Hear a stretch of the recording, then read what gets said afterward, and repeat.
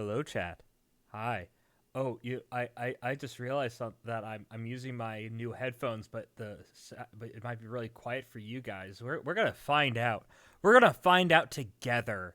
We're gonna find out if I need to swap to my earbuds or not. Because guess what, everybody? We are live, ladies and gentlemen and NBs. Hello. Oh, hang on. Desktop audio is set. Yeah, properties. We want there. Okay. Say hi, everybody. Well, yeah, that's because you're only hearing me. Say hi, popcorn. Hello, Oh yeah, no, that's fine. gravy. uh, what was that good for you, chat? Was that okay with you? Oh yeah, loud. Uh, yeah. Sorry. Sorry about that, Swift girl. So yeah, hello everybody. Today you have me, you have Kepler, who is currently snoozing in his sleeping bag hammock. Cozy boy. We also got Popcorn. Say hi, Popcorn. Gravy, everybody. That'll do. And we have Carmen. Hello. Um, so given that it's been a while, well, first of all, this is the last stream I plan on using Streamlabs. I'm going to be moving to OBS proper after this. For hopefully, in case anyone watching this doesn't know, Streamlabs is a pile of shit. And I highly encourage any other streamers out there to move off of Streamlabs, not because the software is bad, but because the people behind it are worse. Good to know. Did I? What are you talking about? The software is not bad. It is way laggier than any of the open source software you can use. Okay, it's not good. It's not great. You're better off using something else. I used it because it's easy to learn. And I was new at streaming. I'm like, whatever. But yeah, I'm going to... Oh, also, I got new headphones. They're nice. They're... Beautiful. And... Yeah. Off of announcements now. We're professionals. We're doing it live. So... Well, first of all, yes, we are recording. I did make sure of that. Cool. So, what was I gonna say? Okay. Sorry. Yeah, I'm a little out of it. Work last week and today has been a little rough. A little sucking on the mind, so to speak. Which is why I have my second can of Monster Energy Java. What are you, Norman Reedus? Norman? Oh, no. No, I am not. I understood that reference. You're talking that. Wait, is that a Death Stranding reference? Yes! Yeah. It's played by Norman Reedus! Yeah, no. I'm not that man. That man is insane. That man chugged cans of Monster Energy. Not the carbonated, caustic as all hell Monster Energy. That shit is so caustic. A guy I know that worked at a Monster Factory said they barely ever had to clean the inside of the tanks because the Monster Energy would kill anything foolish enough to enter them. You do realize when I was in high school, I used to chug like 6 cans of that a day. The big cans, not the small ones. Oh, no. You probably didn't chug the entire can in one go, did you? Yeah, I did. We had like 20 seconds to drink between classes. My God. Well, I think it's clear now why you became trans. You chugged Monster. Monster Energy is a trans agenda. Confirmed. I was gonna say more, it's probably why I have severe IBS as an adult. But that's also probably genetics. No, no, it's trans. Monster Energy makes people trans. Hey, let me have another few sips. Where And was here going I with am. this? Here I am. I can't even tolerate soda, and I guess that's why that's why I just never became stimulated enough to be anything above an ace. Well, you gotta realize, in cards, an ace is both a 1 and a 10, so it's a very useful card to have. Heyo! Yeah. So tonight we're going to be reading Chronicles of Ed. It's been a while. So with that in mind, let's recap a little bit. So up to this point, we Ed and Eddie have gotten into a D&D group with sporting it was Johnny, Yeah, John. Rolf. It was Was it Rolf? no Rolf was. No, it was like Eddie was just kind of there, but he decided maybe he would join eventually. But it was Ed, Double D, Johnny, and Swift and my fan characters, North and Demi. Yes. So yes, it wouldn't be a fan fiction without self-inserts. Ayo. You have no idea how tiring I get of hearing that, because everyone's like, oh, Suriel, your story is a self-insert. No, she's fucking not. If she were, she would not be as cool as she is. Yeah, no, and I can say that my boy North is also okay. Maybe he's half self-insert. He's a nerd like me, but he has a completely different mental thing going on. He's more ADHD. Oh, I can relate.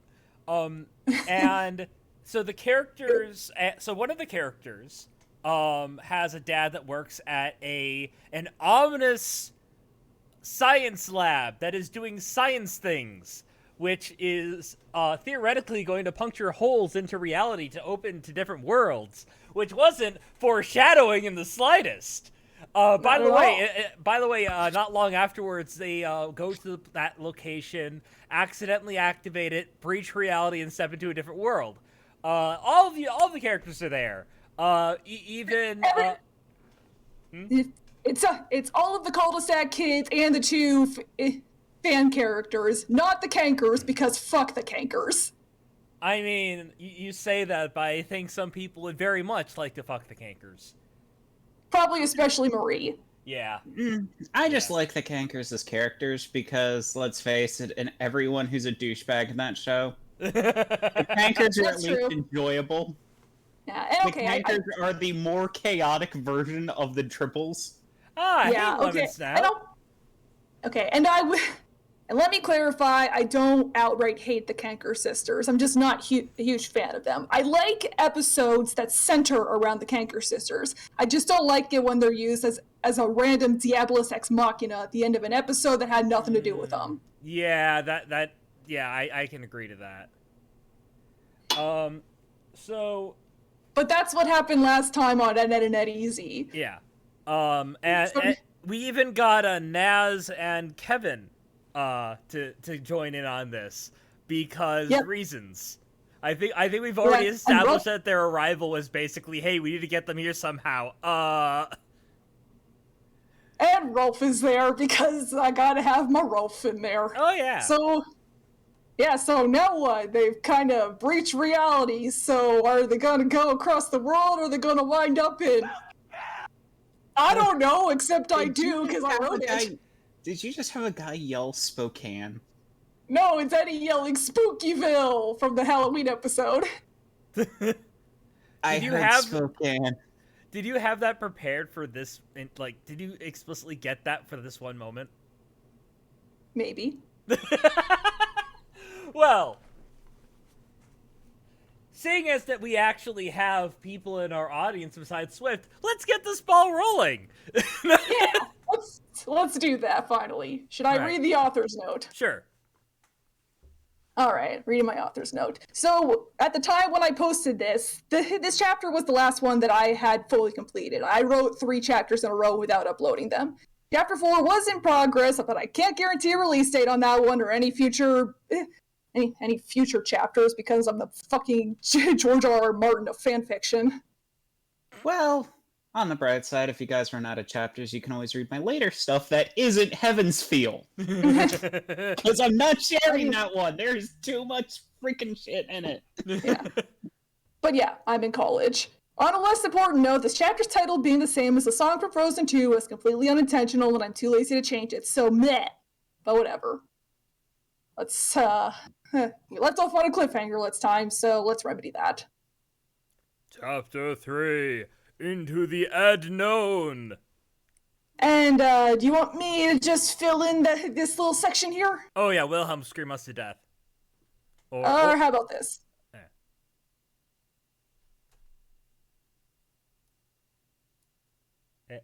any moment. What? Why didn't that go through? Okay, hold on. Yeah. Yeah. Okay, let's see. Okay, this one is not going through for some reason, so I'll just Hang on. whatever. I was gonna say I could do a scream, but you would have had to cover your ears for a second. No. Oh, well, can you do a few Wilhelm screams? Because. Oh, now it went through. Yeah, now it goes through. Okay. Okay, but for some reason, the actual one I clipped of the real Ed screaming is not coming through. Aw. Man, Twitch copyright protection is getting really proactive. I actually wouldn't be surprised, since remember there's a setting now that'll automatically turn off copywritten material so that Well, you yeah, don't but get we'd your- still be able to hear it. Yeah, That's true. it's just like not going through voice mod at all. Twitch is hacking the computer. Blah. So, It's your cursed software. snap, crunch, snap, crackle, pop, Rice Krispies. Ew. Yeah, I don't really like Rice Krispies. I'm sorry. We are already going into a tangent. So yeah, Ed lost his grip. Who was narrator again? I guess I really don't remember who was narrating either of the last chapters. Fair enough. I'll go then. Okay. Ed lost his grip on Ed, and Eddie. Ed lost his grip on Ed and Eddie the moment his chest hit the first twig at the top of the pine tree. With all Eds now in individual free falls, they tumbled down the tree haphazardly, screaming like banshees, flopping upside down and right side up over and over again. The smaller branches snapped under their weight in a flurry of splinters and needles. They flatly and painfully banged against the thicker ones. Ed helplessly flailed his arms as if in some desperate attempt to fly, or at least slow his descent.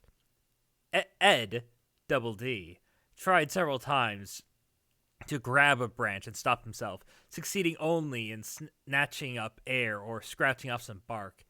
Eddie's drop was momentarily halted halfway down when he took a hard blow to the crotch, only for the branch to bend and break away from the trunk, sending the boy on his way. Several more dizzying flips and collisions later, the Ed slammed to the ground, followed by a Double D a few feet away, and finally Eddie on the opposite side of the trunk. Dead, very dead, and extremely dead, lying in a shower of evergreen. No. Excuse me, this is Ed, Ed, and Eddie. They have fallen from the ionosphere before. You forget there's an episode where they became so smart they removed everyone's outlines. Oh yeah. Yeah. Fate has dealt a cruel hand. Yeah, they removed Timmy's outline, turning him into a bucket of ink. Jimmy. Jimmy. Yeah. So, alright, Pain and hurt. Pained, disoriented, reeling from the brutal impact, lying in a shower of evergreen needles and pine cones, the three Eds quickly and silently slipped into the cold embrace of death. Unconsciousness, sorry. Unconsciousness. I totally knew that was coming, and I still laughed, you fucker.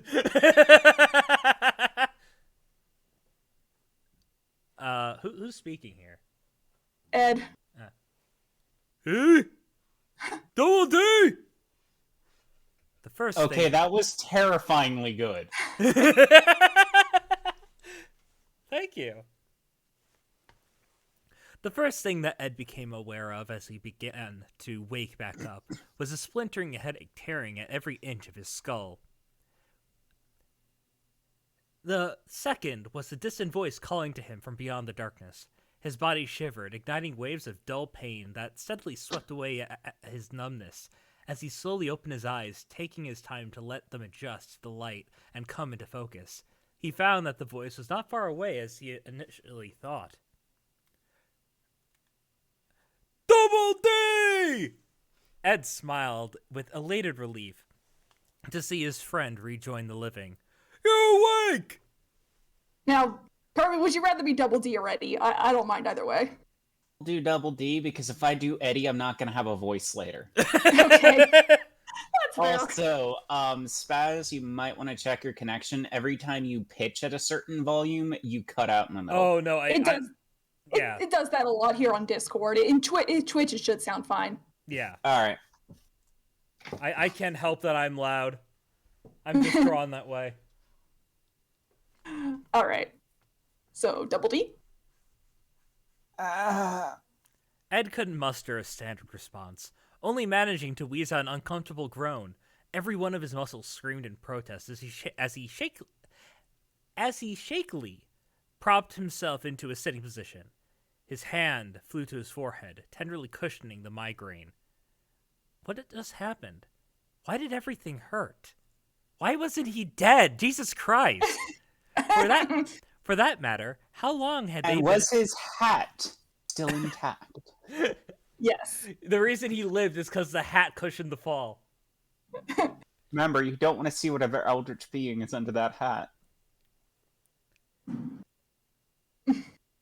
Frickin' elevator. For that matter, how long had they been out?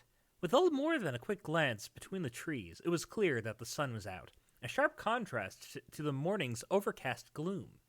Judging by the soft golden light, the day was most likely nearing late afternoon. Gah, for crying! Sounded like Eddie was starting to wake up too. Well, good. They were all together and still alive, somehow. Hopefully none of them had sustained any severe injuries from their drop. Ed's eyes widened as the memories started rushing back to him. The aural and optic phenomenon on the laboratory testing ground, their friends disappearing, Ed grabbing them and making a break for it, the three somehow winding up at the top of a tree and plummeting to the earth in one quick step. Which one is this, Double D? Yeah. Yeah. Ed! Seeking first to establish some semblance of security, Double D turned to his oafish friend with a concerned expression. Are you okay? Oh, I'm okay. Ed grunted with a weary smile. My face kinda hurts, and I think I landed on my spleen, but I'm okay. Good? Double D opted not to fret. Spleen is? Oh, hi, Kepler. Welcome back. Kepler. Ed, how do you know what a spleen is? He's mentioned his spleen before. I Yeah. know. Inner workings of my mind are an enigma. Yeah, that exact scene that Swift is quoting. Oh, my liver! Oh, my lasagna! Yeah, we got a cap, guys. We have a cap. That was quick. Hey, Cap, how you doing, buddy? Okay. By the way, I love these new headphones because they have a built-in thing so I can actually hear myself as I talk. Nice. It's really nice. Yeah.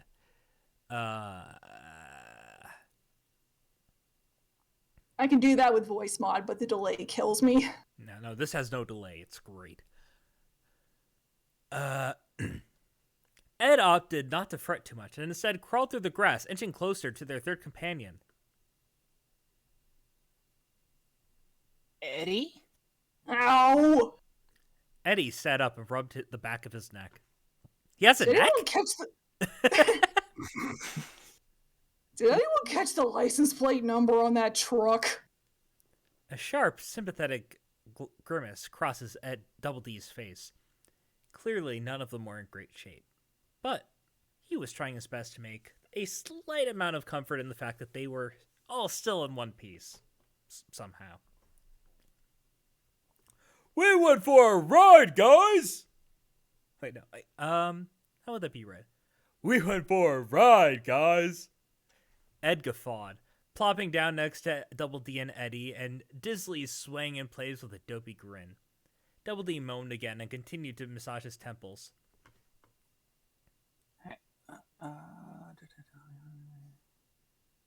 That's putting it very mildly, Ed. How on earth did we go from standing outside the laboratory to falling head over heels from the top of a tree? Ed suddenly snapped to attention. The adrenaline was wearing off as the startling images of his friends vanishing were returning to him. Oh no! He swiveled his head back and forth, scanning their surroundings. Guys, where's Sarah and Demi and North? Real quick, what I would have loved to see here is first he mentions Demi and North, and then he realizes Sarah's in there. And where's Sarah? Mom's gonna kill me. Yeah. That actually would have made that line funnier. Yeah.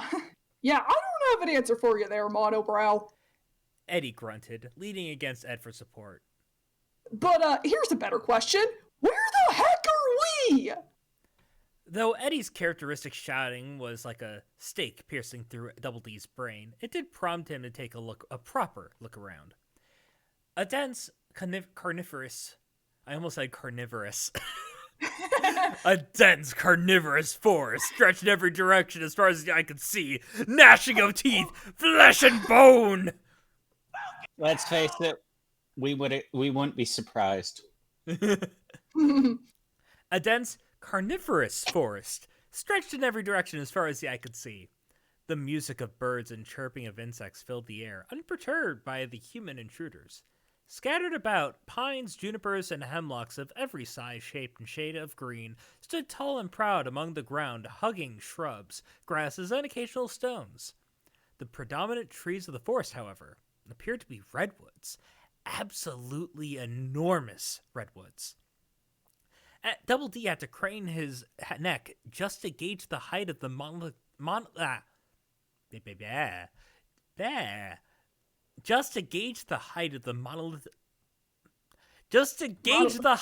monolithic trees closest to them, each one decorated with unique patterns of branches, splits in their trunks, and gorgeous ruddy bark stretching hundreds of feet to touch the rich blue sky.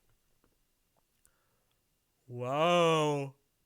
Ed breathed rapidly, his smile serene, and his eyes glossed over as he paused in search to take in the image of the forest. This place is pretty. Who's Sarah? Okay. Okay, sure, but what is this place? Eddie asked impatiently. How did we get here?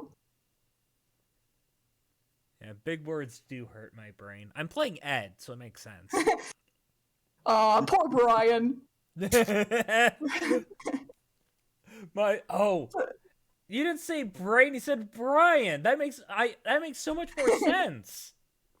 I'm not yours though. I belong to nobody but my cats.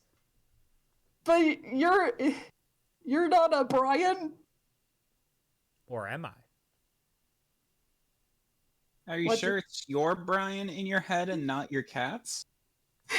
Maybe that's why your head hurts. The skull's too tiny for you, Brian. Nice. I mean, this is a guy who keeps freaking gravy in his bathtub for some reason. Ed's brain is buttered toast. Your argument is invalid. Okay. Okay, so last one was Double D's eyes slowly trailed upward and more down. Oh yeah. Double D's eyes slowly trailed downward in mortification. Wait, did I say that right? Mortification? Yep. Yeah, mortification. He tilted forward until he dropped onto his shaky hands and knees.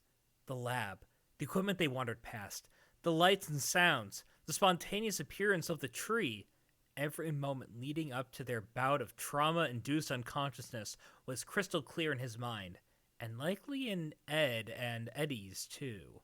ruling out the possibility that Ed had unknowingly carried them into the woods, or them being really high. Besides, the idea of Ed climbing a tree in such a state, or even fully cognizant for that matter, was far-fetched. This deduction, coupled with so many other factors, led Double D to one conclusion. One that he found completely absurd, but couldn't deny the possibility of. Portation. Maybe say that a little more freaked out. I know. I was just doing my best Double D impression. No problem. Teleportation? Ed and Eddie's attention simultaneously snapped to their sockhead companion. The latter screwed up his face and perked an eyebrow in skepticism. Huh? Slowly, Double D turned his head to face the two, his breath shuddering and his eyes full of concern.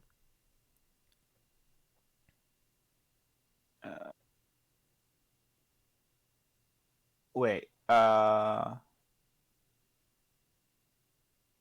says Ed, not Double D. So No, it says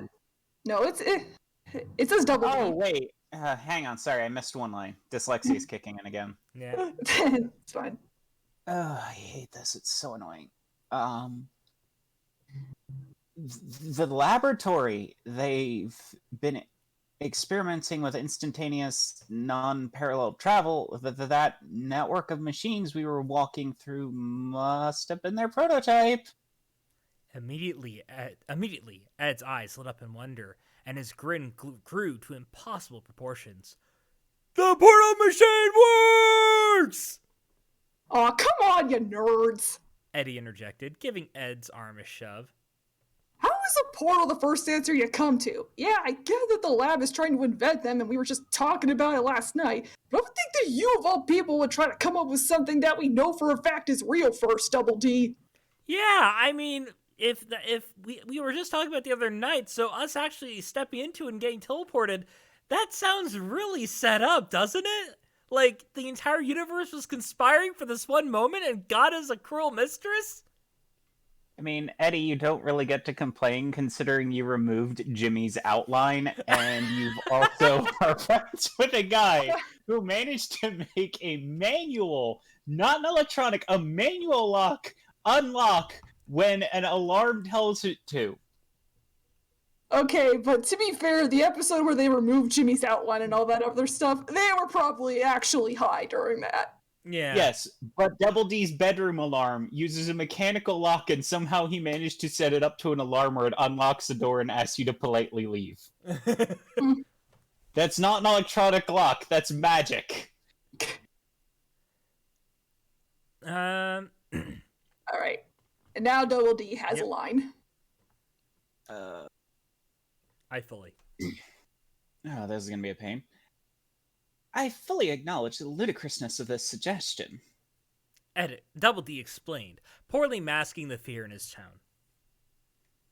But considering the circumstances, not to mention the headache that's somewhat hampering my abilities to process things coherently, I genuinely can't think of a more logical explanation. The distortions in space we've witnessed, our friends spontaneously disappearing, our sudden relocation to the top of a tree, and just look around! Double D sat up straight and spread his arms out to full length. Redwood trees, such as these, are not Why did you start singing? It's the only way I can do his voice and be manic simultaneously. I have a very flat delivery. I can't do manic. I'm sorry.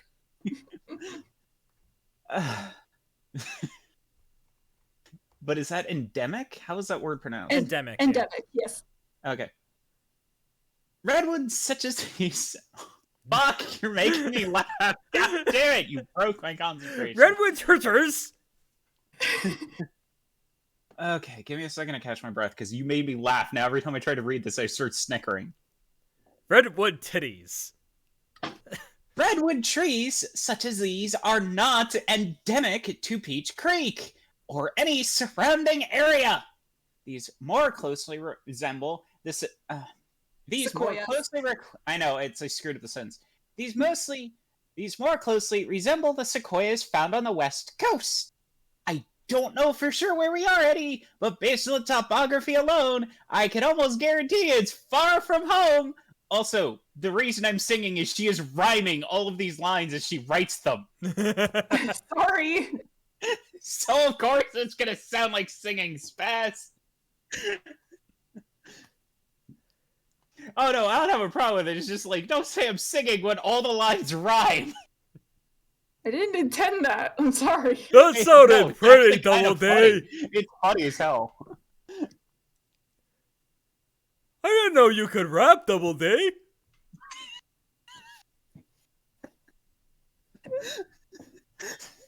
Rapping Double D.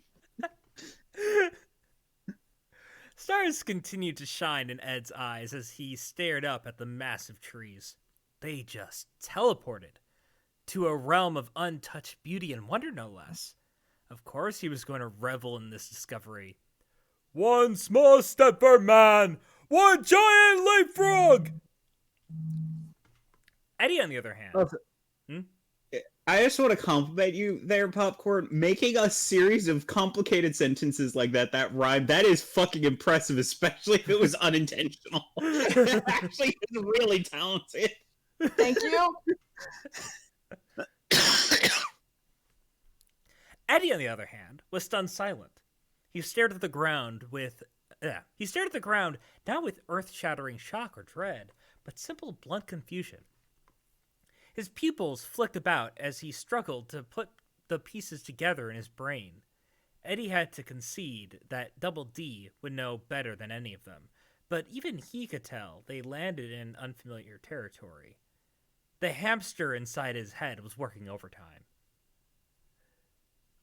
Now the wheels in my head have been turning.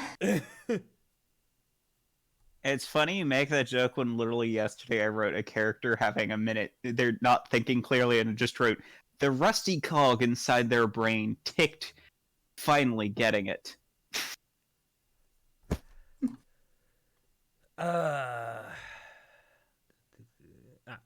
Eventually, though, Eddie shook himself off and decided that the how and why were not as important as he was making them out to be. The bottom line was that they were lost. Might as well try and deal with that first. Okay, then how are we supposed to... Ow! The other Eds jumped at Eddie's sudden outburst, coinciding with them smacking into the small of his back. Wait. The other Eds jumped at Eddie's sudden outburst, coinciding with him smacking the small of his back. Double D anxiously started to inch closer to him. Eddie, what happened? Ouch! That was actually really good. Yeah. OJ! Ed clutched his right calf. At the same time, Double D grabbed his left hand, feeling a hard crunch beneath his palm as he slapped at the source of the torment. All of their bones are broken, as expected. Red-hot needles of pure agony shot through their skin, and many more fiery stabs soon followed in a multitude of locations, leaving all three Eds howling in pain. Son of a... Eddie stood up and started patting himself down in a frantic dance. Stupid bugs, get off of me! As it turned out, they landed in magical Florida. Yeah, oh, please don't remind me. I watched... Okay, legit, I watched a classmate of mine in kindergarten get an infestation in their foot. Oh my god. Yeah, fire ants are not fun. We going to Disney World? There you go, Swift. Thank you. Thank you, Swift. Thank you, Ryan. Okay. Eddie's, Yeah, fighting. Fighting the burning sensations, Ed looked down at his hand. A large, bright red ant lay crushed and dead in his palm. Carmen had bad flashbacks. His wide eyes then shot to the ground. Through the grass they were sitting in, just barely obscured by the dark earth, he could see swarms of similar red specks scurrying about, clinging to his pants and socks. Their level 1 encounter began. On cue, he felt 2 more of the brutal insects chomp down on his abdomen. Yeah! Fire ants! Ed wailed in pain and disgust, leaping to his feet, desperately trying to shake his tiny tormentors off. Eddie started backing up, still yelping, smacking himself with every bite. Double D finally managed to haul himself up and escape the thick swarm. From that point, there was only one thing to do. Darn, I'm upset I didn't think to add this one to the list, but oh well. Run away! The Eds. Okay. Fun fact, though, fire ants are relatives of bees, and they have giant nests. Like, they look like a pile. Someone just dumped a pile of sand in the grass. You see one of those things, you get the fuck away from it, because it only takes 10 of those things stinging you to kill you. Wow. Yeah. Each one has the same amount of toxin in them as a bee, so between 10 and 20 can kill a full-grown adult. Ugh. And Yep. unlike bee stings, you feel one on you, you've already got 30 on you. You need to get in water immediately and get them off of you. Fun fact, if there is a flood and you see a floating island of red stuff, don't touch it. Yeah, no. The Eds immediately kicked it into high gear. Their combined sprint, though hasty, was somewhat more akin to drunken staggering than true sprinting, as they zigzagged through the trees, occasionally grabbing the trunks to keep themselves from falling. Continuing to pat themselves down all the while and rid themselves of any stragglers. Eddie was the first to look back. Where the grass gave way to bare dirt, he saw a mass of red skirting along the ground in hot pursuit. Double D! They're following us! Double D looked over his shoulder, confirming Eddie's decree. He faced forward again, his racing mind straining to find a proper escape route. If these ants were persistent enough to chase quarry many times their size, chances of them following the trio up a tree or boulder were highly plausible. There had to be safe ground somewhere, but he just wasn't seeing it. The forest was blurring together, spinning, stirring up the contents of his stomach, setting his throat on fire. Barely conscious of his actions, Double D stumbled to a halt, leaned against his knees, and loudly vomited onto the ground, his body quickly growing weak under the combined influence of his migraine and the venom. Eddie tripped up, only for a moment, but otherwise continued to run while throwing his pal an anxious look. Double D, come on! Run! They're gonna eat you! Ed insisted, throwing Double D over his shoulder and chasing after Eddie. His lopsided position and the constant motion didn't help Double D's stomach, nor did the sight of the fire ant colony still skirting after their lunch, but he did not protest. If anything, Ed's assistance gave him leeway to think, to clear his mind somewhat of the panic and focus on a way out. Wait, what was that sound? Double D looked to his right, Ed's left. Through the trees, he could see a streak of sparkling blue cutting through the forest. The gentle ambience of flowing water filled his ears. There! The stream! Double D shouted, pointing Ed in the proper direction. Head for the stream! This away, Eddie! Ed hollered, following Double D's finger, making a beeline for the water. Right behind you, Loopy! Be glad I'm not doing Eddie now. That's the name of my cat. Eddie responded, kicking up dirt as he turned a sharp 90 degrees and chased after Ed. Water splayed in all directions. It was ready for them. Lord. Water sprayed in all directions as Ed jumped headlong into the stream, shortly followed by Eddie, with Double D sliding off his perch soon thereafter. It was a relatively shallow brook, just barely reaching Eddie's chest, but it did its job well. The cold water soothed their burning skin. Any ants still clinging to them promptly detached and were swept away in the gentle current. The colony stopped along the bank for a moment. For a moment, Double D fretted that they might attempt to link together and raft across the water, but this ultimately proved not to be the case, as the ants scuttled about in disappointment before retreating back into the bush. They would have to... The formidable red ant would have to find a meal somewhere else. Also, these ants are fucking terrifying because they can only exist in really hot, humid climates, and they're in the middle of the Northwest. That's terrifying. Hey man, global warming's a bitch. Whew.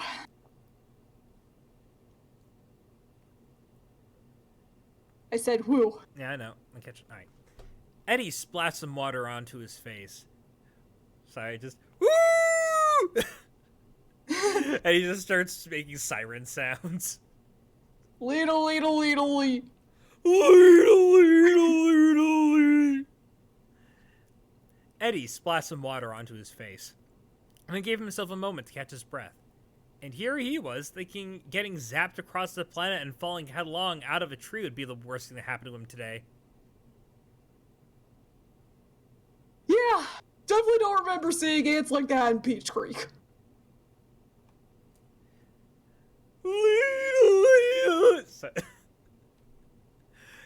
Ed was too exhausted to respond. All he could think to do was let the water rush over his burning body, relaxing his muscles, cooling off the welts that covered him.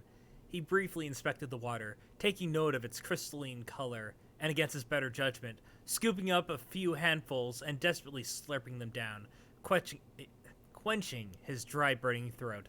Unfortunately for him, this was actually a Ranma 1/2 fanfiction, and he was now a girl. Man, that's... I don't really remember much about Ranma 1/2. Just the weirdness of it. Yeah. Well, there's other ones like that. He could have accidentally walked into the shrine of gender conversion, which is, in a comic I read, I forgot what it's called, but it's something along the lines of... How much of Japanese media is about falling into bodies of water and getting your sex changed? Oh, this ain't a body of water. It's just a temple that's by water, and if you fall to the lake, it's connected to the river. What is up with Japanese media having things adjacent or in bodies of water that change your gender? Well, you gotta remember, when it comes to the trans community, we love our gender bender. Yeah, normal things. Voluptuous Guy, that's what it was called. The comic's called The Voluptuous Guy. It's got 2 series. One following her daughter afterwards. Uh, What was I that watched one that. called? Handsome Daughter? No, it was called The Voluptuous Guy too. But it's about the daughter. Yeah. And the mother, the character from the first one's now the mother, so it follows the daughter instead. Well, So yeah, it's but just if it's called Voluptuous Dude 2, and it's no longer about the voluptuous dude, then why No, is it that's called... because the daughter was a son in the beginning of the comic, and he wound up turning into a girl too because the god's kind of a dick. The god's like, oh shit, I need a sequel. Pretty much. Yeah, no, yeah, gender fluid. Yeah, as it turns out, gender fluid is actual literal. It's not like, you know, your gender... No, gender fluid. You know, Ranma 1/2, you know, like the water adjacent to that temple. No, gender fluid. Quite literal. You want to have that? You want to have that real gender bend? You get a syringe of it and have it stuck in your spine via a spinal tap. Or if you want to do it the slow way, you just chug a gallon every day. Okay, I think we're making popcorn uncomfortable. I was one click away from calling the FBI. Hey, I gotta show this. Look at Cap. Look at this guy. Oh. Precious boy. Yeah, he's just chilling.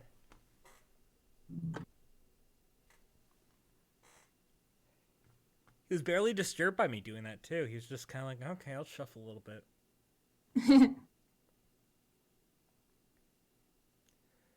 Alright, Ed So- slogged across the brook and crawled out on the opposite side, dropping to leaving out the dropping would have made this very different. Ed slogged across the I mean he is supposed to be like a barbarian, right? So he might have extra hands and knees to drop. Ed slogged across the brook. Maybe some extra arms. Yeah. You said you needed an extra hand! Ed, give me a hand! Found one! This joke is older than my Mesozoic fossil collection, Ed. What about a foot?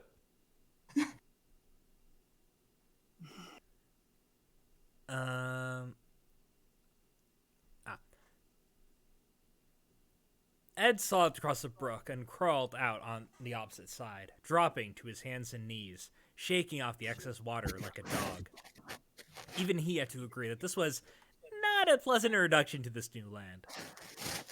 Oh, those fire ants are meaner than the mecha beetles and Rampage of the Bug Bots 2 Assimilation. Yeah, not gonna lie. Eddie groaned as he waded through the water and onto the bank, promptly wringing out his shirt. At this point, I'm willing to go along with the whole portal idea, because I sure as heck don't know how else to explain the change in scenery or the pests that came with it. Yeah, my brain momentarily stopped. It does that occasionally. With a deep sigh, Double D removed himself from the stream and sat down next to his companions, drying off his sodden clothes the best he could. I agree that our circumstances could be substantially worse, and that there could be significantly better as well. If this is what we're to experience in this new land, I dread to imagine where the rest of our friends were delivered. It's certainly fortuitous the three of us are still together. Got that right. Eddie briefly removed his tennis shoes, giving his socks a solid moment to air out. So, if I could go back to my earlier question, where do you think we landed, Double D? Curled up, shivering, still lacking total focus, Double D looked Reaper's up. Creek. Ed looked up and... Why are you glowing, Double D? Ed looked up and studied his surroundings once more, piecing together information on the flora and fauna they encountered in order to theorize possible locations.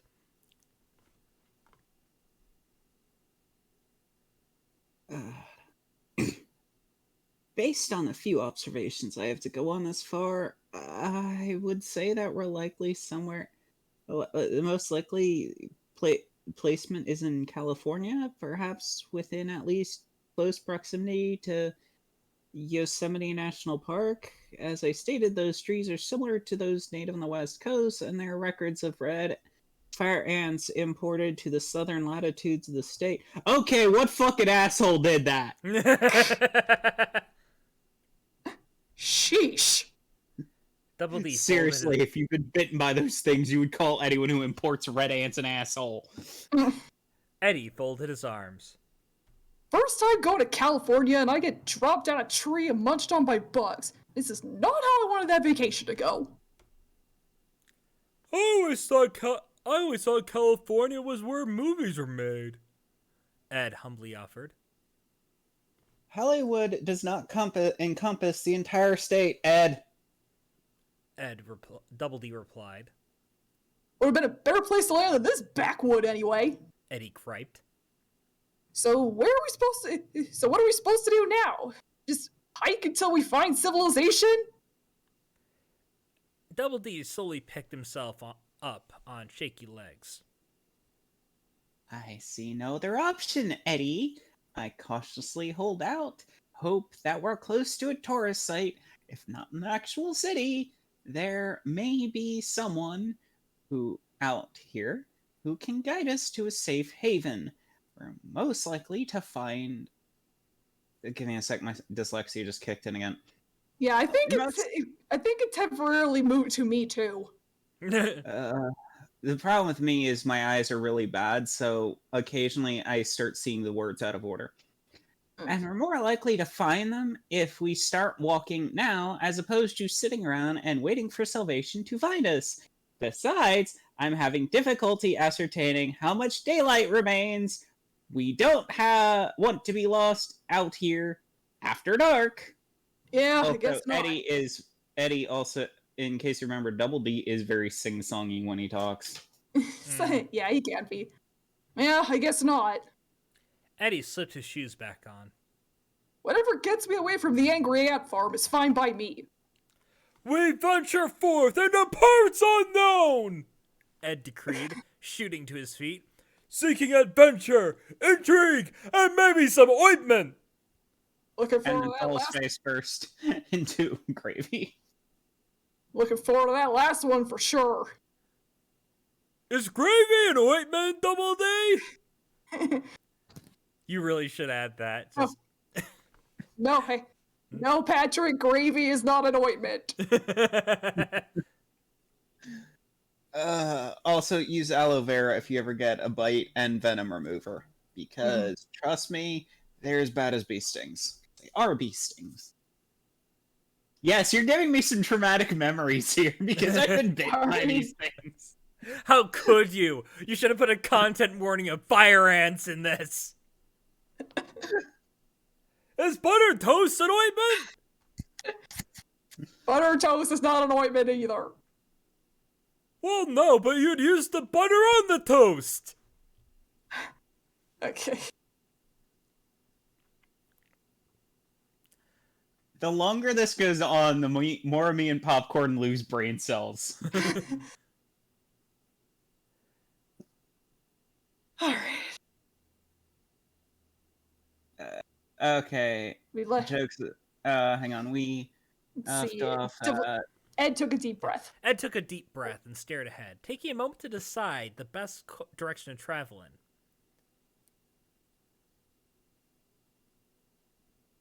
Okay, no, I just had to get figured out where we were because Yeah. I scrolled down.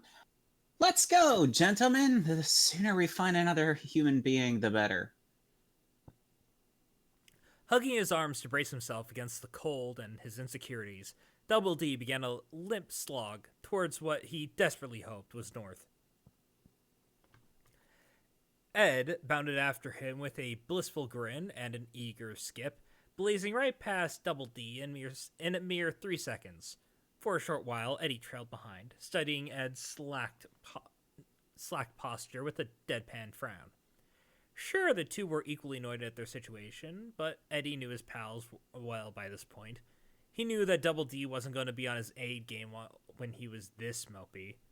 Can I just point out that going just north is not actually the right decision here?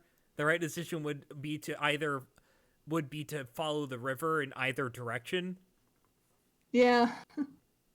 That or follow the sun, because that way you stay in the sunlight the longest. Like, sun rises west and the sets in the east, so that one gives you a rough idea of where it's going. But no, two, if you're the sun sets in the west. Oh, wait, I thought it. No. Right Yeah, on. rise. Never mind. Still, figure out the direction, and then you want to find the thing. But Remind me not to get stranded with you, Carmen. I just wind up following the river. But I'm also blind, so seeing in the dark doesn't really bug me that much because I used to live in the middle of the boonies. Yeah. Okay. Hey, come on. Eddie chided with a smirk, throwing an arm around his companion. Lighten up, Sockhead. So we got dumped into a forest on the other side of the country and picked up some bug bites on the way. We've taken worse beatings before, haven't we? Ed shrugged, staring at his feet. In terms of physical duress, I suppose we've been in less comfortable positions. Right. And hey, we didn't get dropped into the ocean or a volcano or something. You're still alive to marvel at the fact that the portal machine worked. Yes, but I would have preferred to witness the success as an observer rather than an impromptu test subject. Hey, if nothing else, there's bound to be fame in our future as the first human portal travelers, once we get home to tell the tale anyway. Double D didn't have a response for that. He simply cast a scowl of accusation at Eddie out of the corner of his eye. Look.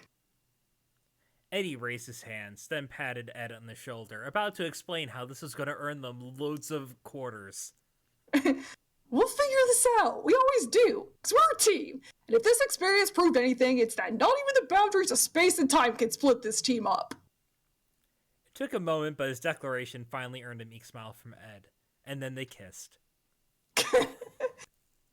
God damn Ed and Eddie Yowie artists.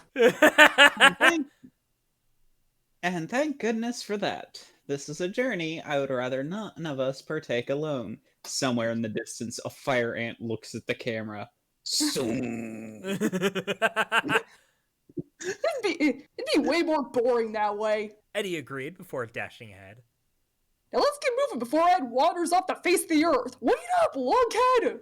I found the edge of the planet, Double D! Falls off a cliff. He falls down a hole, and they follow, and they pop out in China, and they're just like, wait, what? Wow, China! Just like in the cartoons! It's just like the cartoons, Double D! That's where Johnny is. He finally went back to China. They just wind up imitating Portal and jumping in and out of the hole to build critical momentum and launching themselves into the sky to try and fly home. I imagine it's like, how are we gonna tell what's up ahead? They look at Ed. I like to fall, guys, and they just toss him down the hole, and he just keeps repeating, falling down holes. Well, holes are holes. Quote Ace King. Alright, Almost done with this section. yeah, I know.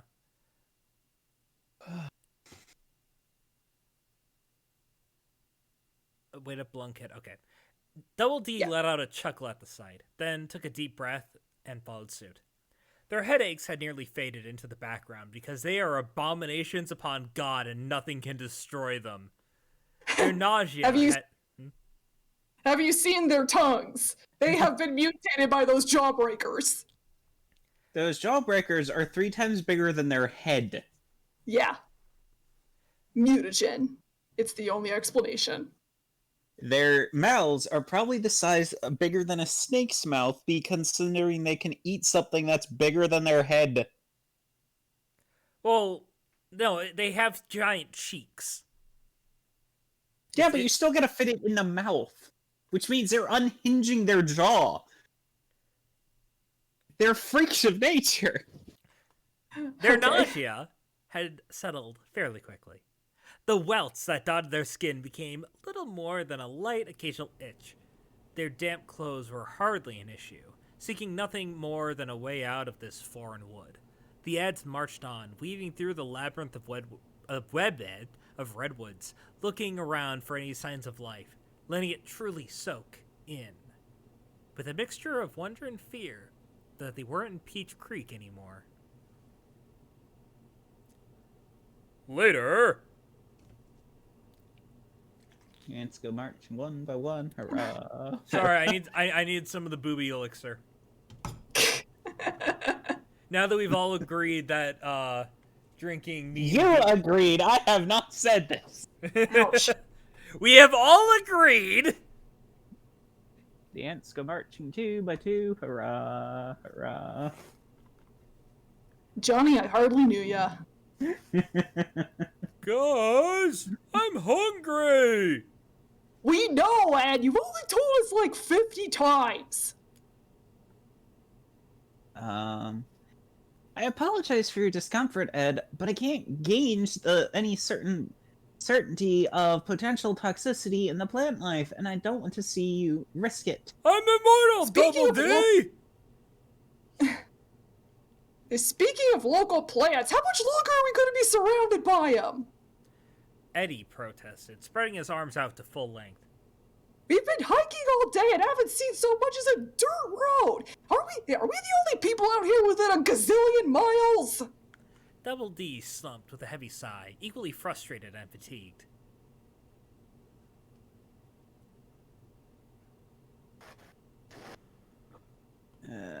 It's clear that my blind hope that we were close to civilization has not borne fruit. Well, no shit, you're in the middle of Yosemite. You should have gone east.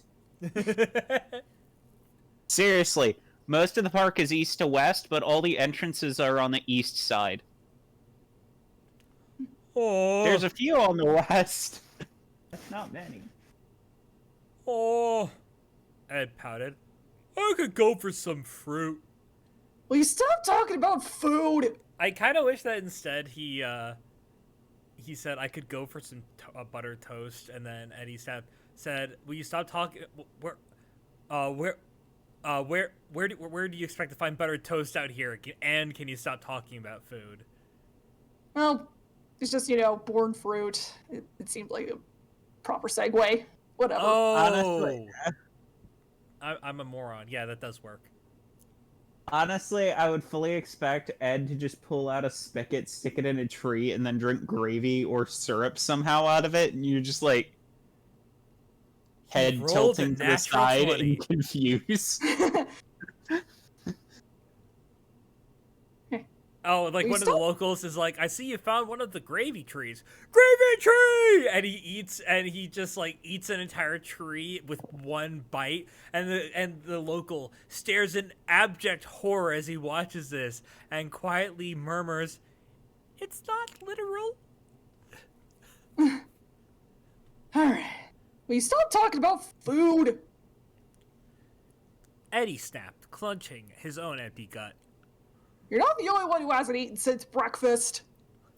Opting to ignore his friend's banter for the sake of distracting himself from his own hunger, Double D stepped out ahead of the group a bit, making his way towards the break in the tree line. Peering between the densely packed trunks and ferns, he found himself staring across an open, rocky field that stretched out all of 10 yards before dropping into a sheer cliff. Beyond the plateau they stood upon, the redwood forest continued as far as the eye could see. Upon catching up with Double D, Eddie pushed aside a fern and peeked past him at the sprawling wood below. Oh, look at that! A forest! Haven't seen that today! Oh! I found the edge of the planet, Double D! Sorry. Ed, on the other hand, was memorized by the endless waves of evergreen trees drenched in a golden glow. Is this the enchanted forest, Double D? If by enchanted you mean eternal, Eddie bitterly responded. how are we supposed to find our way out of this maze? That is the question, isn't it? Double D breathed, glancing out at the horizon. The sun was already halfway set, casting the last of its warm yellow rays upon the forest. The skies above bathed in a soft gradient of reds and purples. Twilight would soon be upon them, and with it, the looming threat of nocturnal predators. The nearest lodging was nowhere to be found, and the Eds were all too exhausted to search for much longer. Perhaps it's best that we shelter for the night. Double D continued, not exactly enthusiastic about the impromptu camping trip. It's getting late. My legs need a rest. You're telling me. Eddie moaned, massaging his thigh. I feel like I could sleep for the rest of the summer after that expedition. So, where should we set up camp? Preferably somewhere that offers protection from any hostile creatures. Double D mumbled, stepping out of the forest and into an open field. He cautiously approached the edge of the cliff, ever mindful of his footing as he glanced down at what looked to be a 15-story drop. If only I brought my Voyager's pack, Ed mused with a thoughtful grin. Then we could have a bed, food, water, and lots of rope, 'cause no pack is complete without rope. I can't tell if you're being serious or if you're confusing yourself for your L&W character again. Eddie grunted, searching for a welt. Scratching it. Scratching at a welt. L&W character? Yeah, in the Ed, Ed and Eddie world, we call it lizards and wizards. Oh. Or at this rate, both. We're on an adventure, Eddie. One full of magic and wonderment, befitting of the Peach Vale Voyagers. Ed swept his arm out at the sprawling landscape. It's the Voyager's duty to brave the odds, defend the weak, and roll for survival checks! Eddie rocketed onto his tiptoes, shouting Eddie rocketed onto his tiptoes, shooting Ed a devilish smirk. You call me weak, burrhead? Well, the thief class only gets a D8 hit die and mastery of light armor. When did I say I was going to play a thief, huh? Oh, come on, Eddie! Ed gleefully chided, scooping his vertically challenged friend into a one-armed embrace.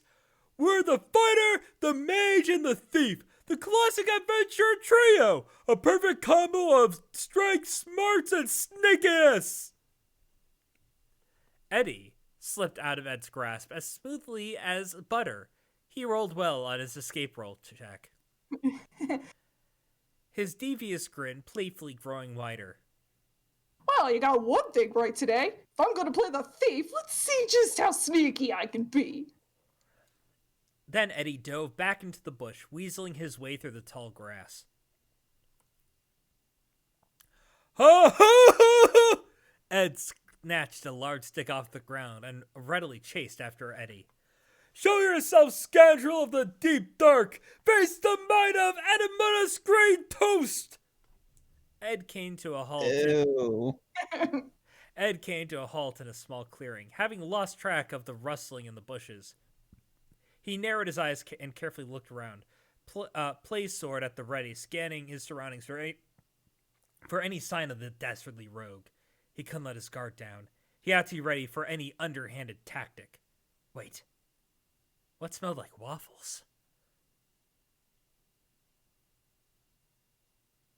Ah! That's Yeah.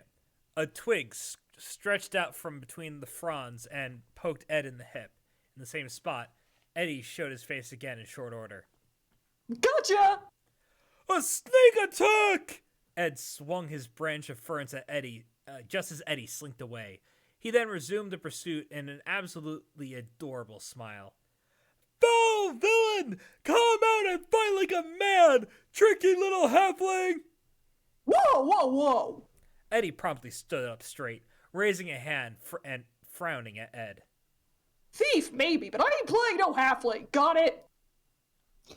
Fellows! Double D waved the two down from across the field, suddenly interrupting their game. Over here! Eddie promptly freed himself from the tangle of ferns and dashed over Ed.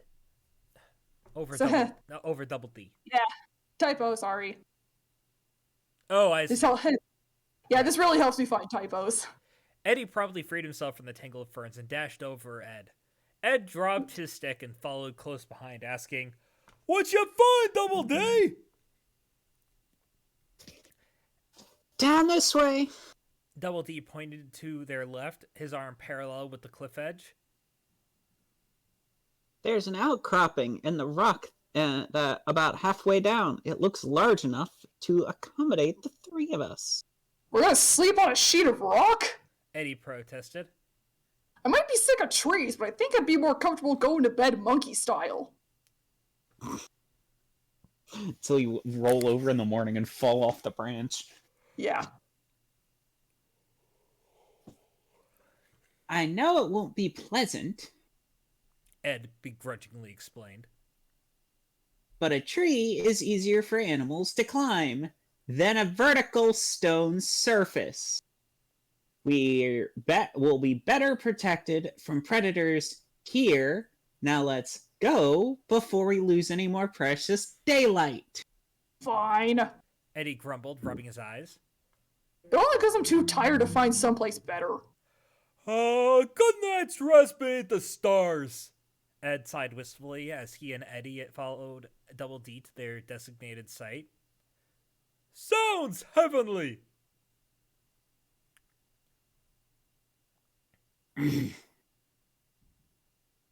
Hopefully, the only one we will have to endure out here. Double D responded, stopping once more at the edge and staring down at the shelf 50 feet below them. He took a moment to study the formations in the stone, mapping out the safest possible descent route he could find, pinpointing every potential foothold. Then he took a deep breath, steeled his nerves, stretched his muscles, and finally squatted in preparation, dipping his foot into the open air. This will be a daunting climb. Eddie took a quick glance at the drop for himself, shrugged at the sight. That rope Ed was talking about would be nifty, but hey, it doesn't look too bad to me, right, Ed? He asked as he swiftly climbed and secured himself onto Ed's back. No problem, Eddie! Ed happily declared, blissfully unperturbed by his regulation to piggyback provider. Once he had secured himself vertically on the rock wall, Double D looked up and cast a frown at Eddie's display of laziness. Eddie.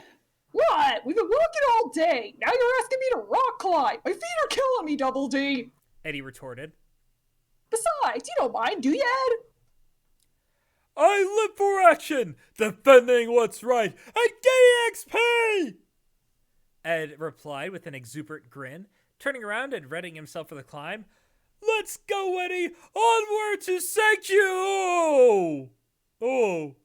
The moment Ed craned his neck to gauge his footing, catching a glimpse at the cliff he was being asked to descend, seeing just how much open space there was between him and the ground below, his acrophobia kicked in, locking him onto the spot.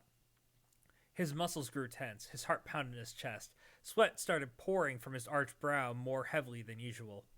Eddie sensed the tension from his perch on the big lug's back, raising an eyebrow. Come on, Lumpy, down you go! Double D paused his climb, giving his shaking arms a moment to relax, glancing up at Ed. The obvious hesitation on display worried him, prompting Double D to offer his encouragement. Speaking of Lumpy, he just lumped off. Oh. Ed, it's okay. Eddie and I are here. I'm scared, guys!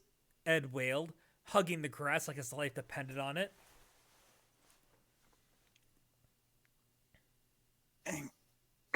There you go. Hang on. Oh, here it is. Okay, sorry.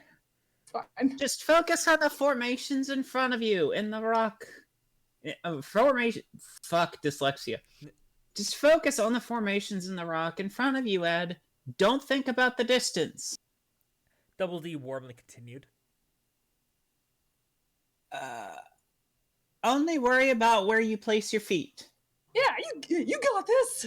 Double D insisted, offering Ed a nudge to the shoulder because he really didn't want to do this himself. You said Double D, but okay. Oh. Eddie insisted. Wait, what were you just saying about braving the odds and surviving or whatever? Ooh, rock climbing's gotta be easier than dragon slaying, right? Ed's lip wibbled a little. Shouldn't it be wobbled? No. Wibbles? Alright. Wibbled's a word. Huh. Attack the Wibbles! Ed's lip Come on, wibbled. you're fine. Ed's lip wibbled a little. Then he sucked in a deep breath through his nose and mustered a hard scowl of determination. Seeing that Eddie's words had proven effective, Double D smiled and continued to appeal to Ed's role-playing fixation.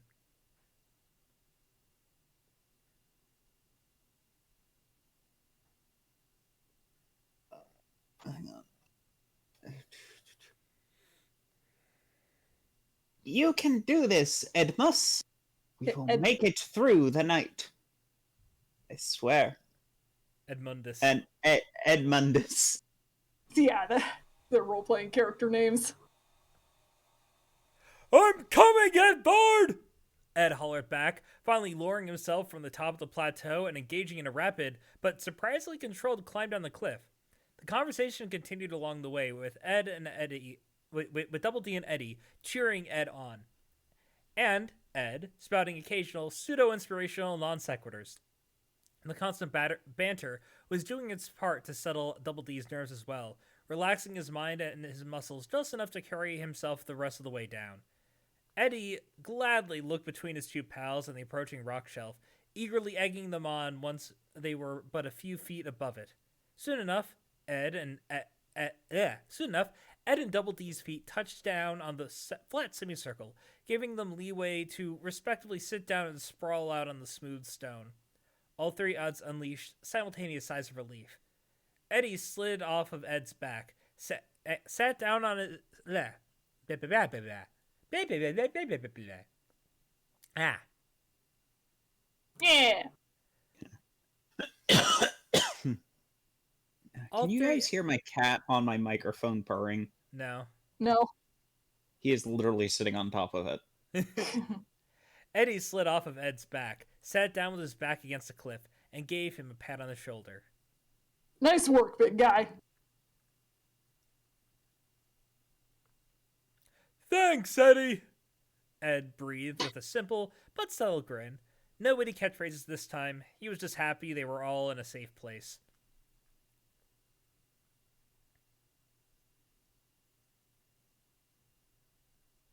Ooh. It was taking Double D a while longer to recuperate. His fingers ached, his shoulders were sore, and his knees were trembling. The physical exertion, compounded with his hunger and the steady onset of dehydration, were doing him no favors. The question of how they would get down from their perch was one he would save for the next morning. For now, all he cared about was rest, no matter how uncomfortable it would inevitably be.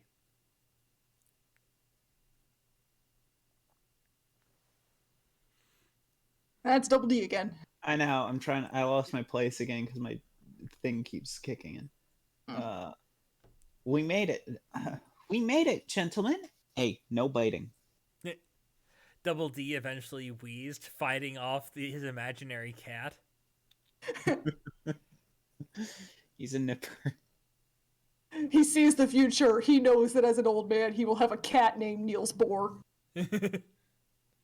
It's been a long and highly unusual day, but we made it. Yep, because we're survivors. Eddie smugly replied, folding his arms behind his head. A powerful yawn escaped his mouth shortly after making this declaration. Infected by the sound, Ed rubbed his eyes and let out a loud yawn of his own. Sleepy time, guys? The cat just licked my nose. Aw.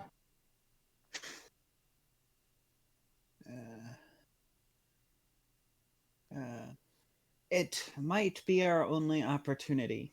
Double D answered. Although, perhaps it would be wise for the three of us to take shifts, as it were. One of us could stay awake for a few hours to keep watch, then wake up another and take over, just in case our security measures aren't foolproof. Not Ed. Eddie immediately stated, pointedly turning around and settling between two stones still radiating warmth. Good night. Double D could only sigh at Eddie's defiance. His mood was significantly lifted, however, when Ed saluted him and happily declared, I will take first watch, Edvard! Thank you, Ed. For all the hard work that Ed was constantly put through, it generally warmed Double D's heart to witness his continued dedication. Simply overcoming his fear of heights for his friend's sake was something to be admired, and the fact that Eddie was safe and secure was something to be grateful for as well, even if he was a colossal dickhole. What would they do without each other? Staring out at the horizon as the last rays of daylight began to fade away, Double D allowed the tranquil ambience of the forest soothe him. They would find their way home soon. And then they wake to hillbilly music and the sound of the crankers.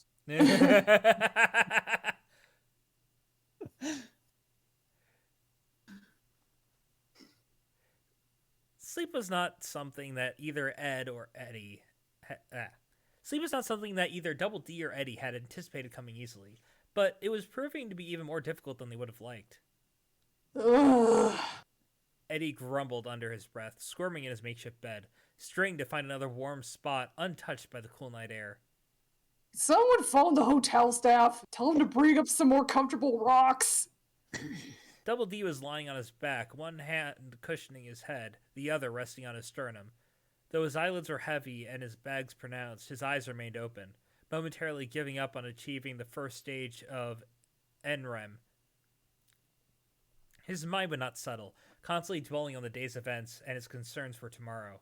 So instead of trying to absorb himself in darkness and the anxiety that came with it, Double D looked up at the stars, seeking to unwind.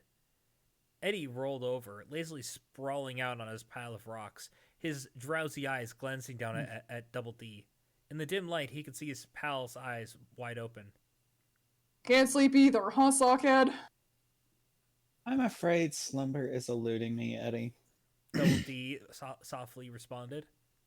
Starting to think camping on a rock was a bad idea, or are you just uncomfortable because you can't sticker everything? Believe me, Eddie, labeling is the least of my worries right now. He sticks a sticker on Eddie's head. I always keep it with me. Ed paid no attention to the conversation taking place between his insomnia-stricken companions. He too was stargazing, staring out at wonder at the luminescent nighttime sky, studying the delicate shadows cast by the forest beyond, soaking in the various calls of wildlife. Crickets and cicadas chirped harmoniously. Owls hooted left and right. Somewhere in the distance, he swore he could hear a wolf howling.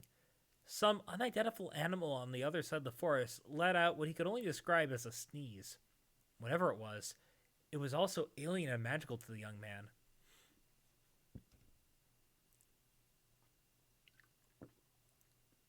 I'm simply trying to distract myself from more troubling thoughts. Double D continued. Wow, he talks a lot in this one. Even though I can It's Double D. feasibly settle into more restful mindset. It's Double D. He talks a lot in general. Yeah. Eddie lets Wasn't out there a an stiff... episode where he lost his voice?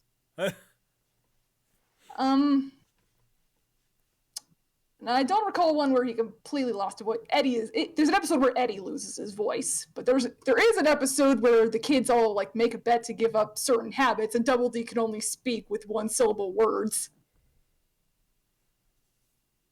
Oh God. Anyway, Eddie let out a stiff groan. relaxing is not that complicated, Double D. Stop taking everything so seriously. You're gonna go insane if you worry about it too much. Just stop thinking so hard, and maybe that will shut your brain off. Double D let out a sigh, in no mood to argue about this, but continuing the conversation anyway. Can you blame me for being concerned? We have nary an idea of what our exact location is, let alone that everyone who followed us. Let alone that of everyone who followed us to the testing grounds. They couldn't have landed much farther from us, could they? I'm not gonna act like I'm a portal expert, but I doubt it spat us all out at random. Eddie rolled onto his back and steadily sunk back into the lukewarm stone. We'll find them. Little did he know they wouldn't.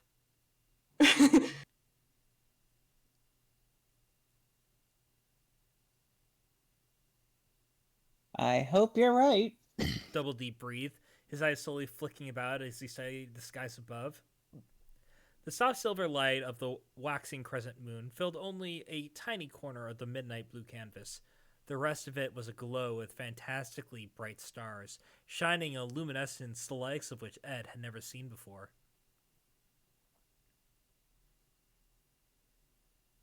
Oh. I will say this on a positive note. The sky here is absolutely astounding. Taking note of his remark, Eddie folded his arms and focused his gaze on the sky as well.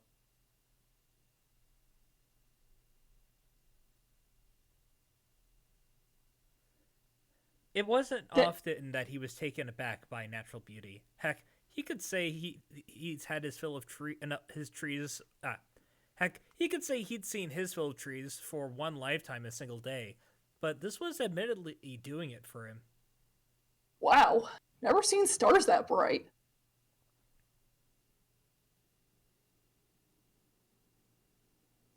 We're likely quite a ways away from our civilization, large enough to cast significant,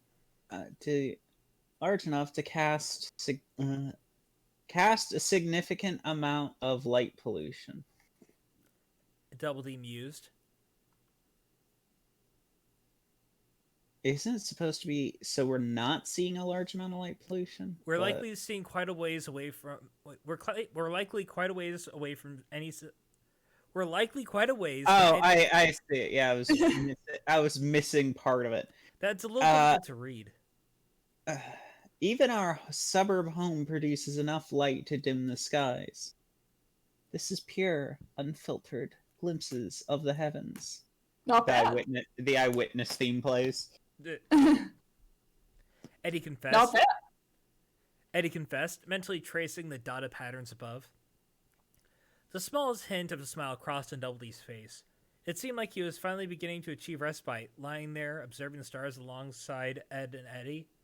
It was really an opportunity he could appreciate. However, it didn't take long for his grin to be replaced with a confused frown and a slight tilt of his head. Odd. What's odd? Eddie I absently-mindedly asked, "I love this, by the way." I can't find Polaris. Polaris? That was the fish, right?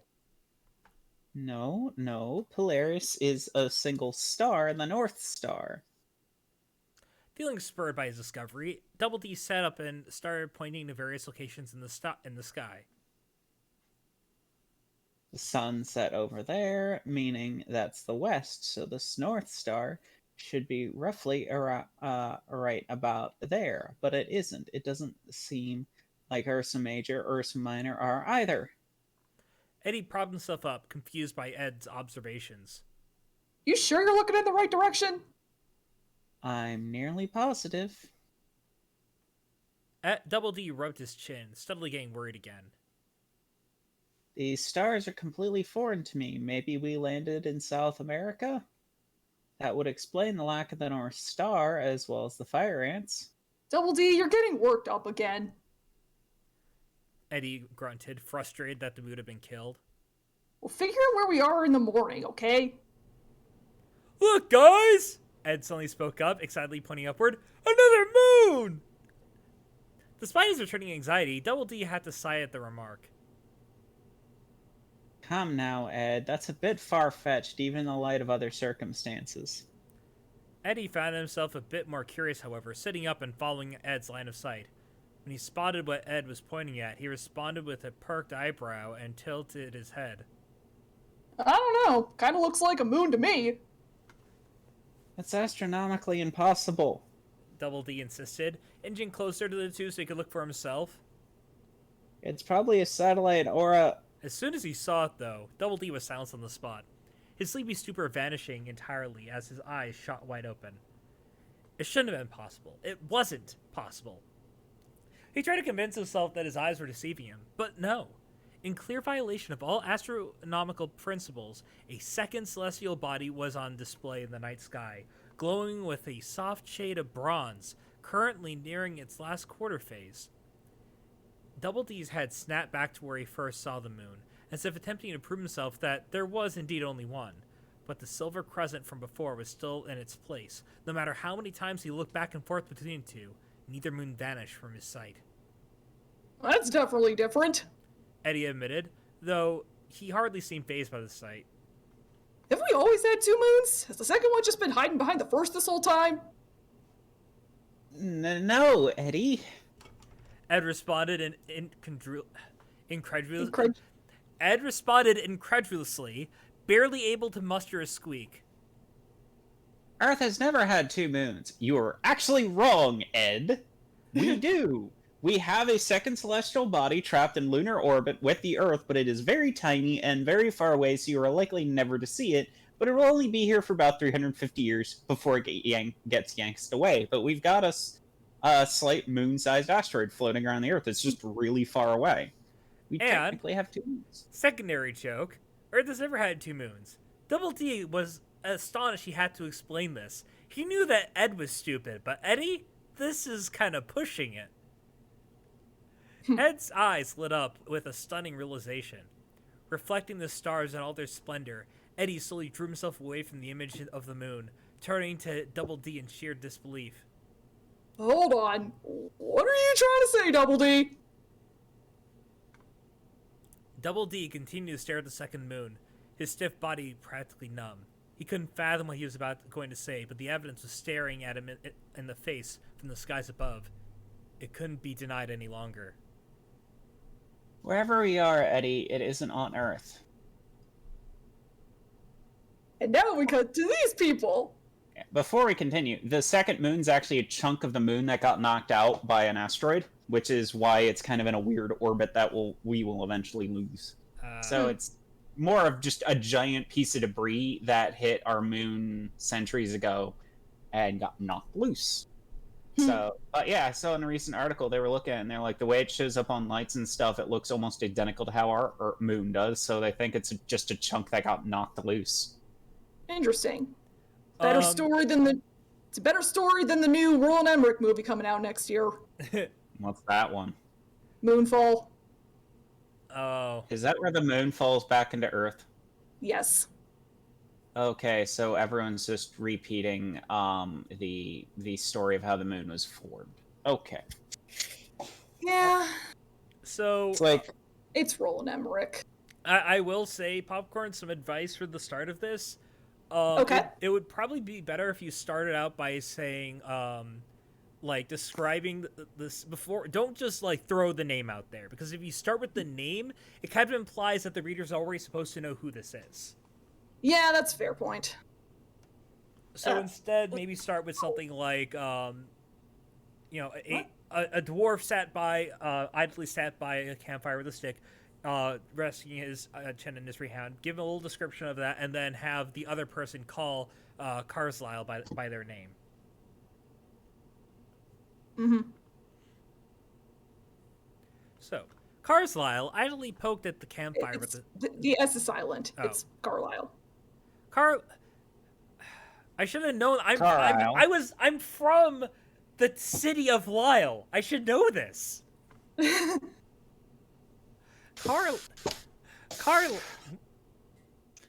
you can do it. Carlisle idly poked at the campfire with a stick, resting his chin in his free hand.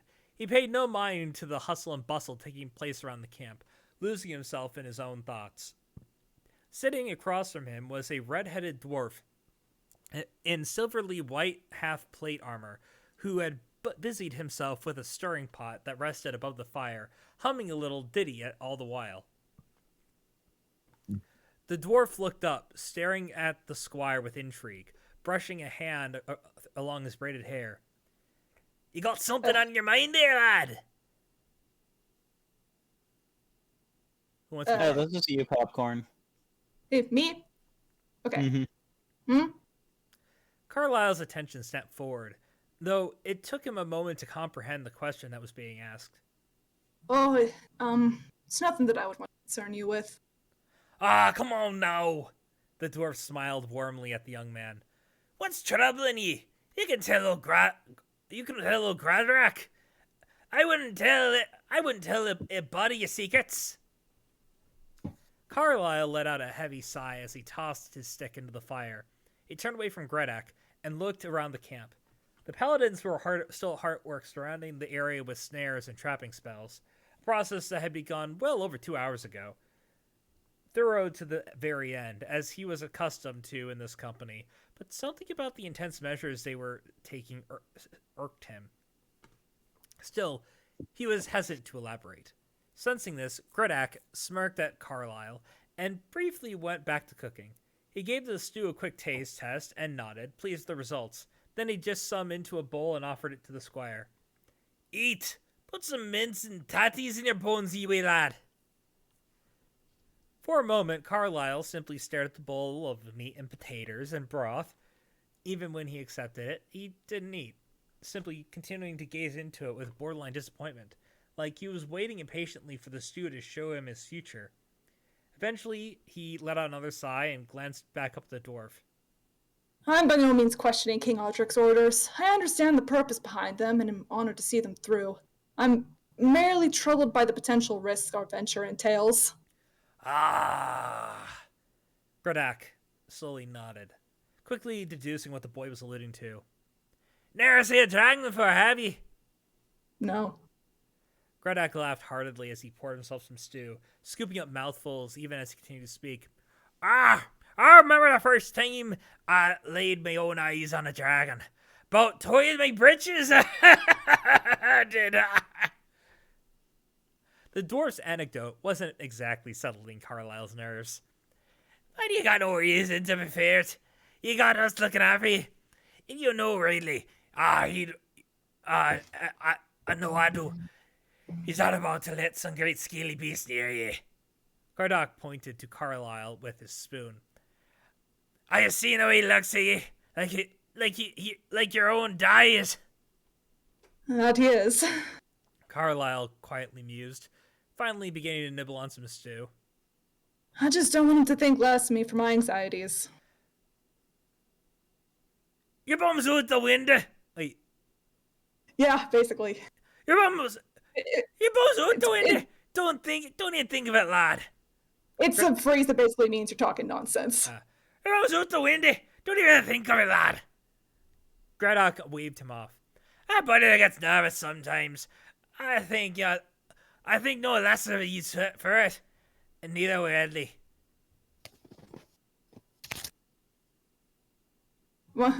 You want to take over this one, Carmen? Hang on.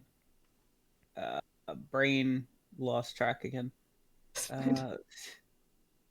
What was the last thing said again? Eh, And neither I will think Ratley. And neither Heidi. Heidi. That Popcorn, can you just help me find my place again? The dyslexia made me lose track. So after the line that starts with "your bum's out the window," it's the "I won't think." Okay. Wait, is Radley guy or girl? Guy. I won't think less of you for what? Carlisle and Gaddock simultaneously turned their heads in the direction of the new voice, not to mention the familiar clicking of full plate armor. Sir Radley approached with a calm, collected grin, his warm brown eyes trained on his squire. Carlisle locked up on the spot, while Gardock simply smirked, gesturing to him and stated, "The lad can tell ye, I'm no goober. The lad can tell ye, I'm no goober." Then he went right back to shoveling down food. Radley I think you've been talking to me too much if you're saying goober. Radley sat down next to Carlisle on the log, receiving no eye contact in return from the bashful young squire. Nervous? Somewhat. Samus then burst out of the trees and shot Ripley. Hang on. Okay, continue. It says a soft chuckle, so there's your soft. A soft chuckle and a pat on the back brought Carlisle's gaze back to his master. Radley's smile hadn't faltered. Dealing with dragons is no small feat. That's what you bought. I'm trying to do. That's what you heroic, bothered? not swarm. Hang on, I'm trying to do heroic, but I'm coming off as Prince Charming. Carry me away, right, Ridley Senpai? Shut up. Give me a second. Dealing with dragons is no small feat. That's what has you bothered, isn't it? No, I lost my place. Carlisle simply warily nodded before turning away and and going back to eating his stew. He wondered to himself, but dragons have very large feet. Don't worry about it, son. I'm prepared to do everything in my power to make this encounter as civil as possible. So long as this dragon is not hostile, we have no intention of it. Wait. We have no intention of I misread that as harming you, and I was confused for a second. If the dragon's not hostile, we have no intention of using you as our bait. This is the fun of dyslexia. So long as the dragon is not hostile, we have no intention of harming it. And once it knows that, there's a chance it will hear us out. Don't think of it as a monster, and think of it as a drake. only larger and with wings. You can manage that, can't you? I suppose. Carlisle, look at... Oh, wait, no, hang on, I cut off narrator there. Okay. It's just 2 words. I know, but still, I don't want to take Spaz's job. Radley smirked. Carlisle, look at me. Once he had his squire's attention again, Radley firmly, softly continued. It will be all right. Dragons know we're up. The dragon knows what we're up against. Many of them seek to combat it as well. Once we have convinced this one of our purpose, it may very well prove to be a formidable ally. Or at the very least, it could point us in the right direction for what we're seeking. And hope to God you're not a blonde and it abducts you because you've got a metal snake. And you're certain that catching it in snares will not turn it against us? Such precautions are necessary. After all, it may very well be crystallized. We won't know until you see it at close range. Radley stared into the middle distance, then turned back to Carlisle. In either case, you are right to fear that it will not listen to reason. But this is why I'm here. This is the sort of mission we have trained for. And with every breath I take, I swear I will allow no harm to come to you, son. Unless I deem it necessary. What was that? Nothing. Carlisle cast a sad, anxious glance at the ground, slowly nodding back to Radley.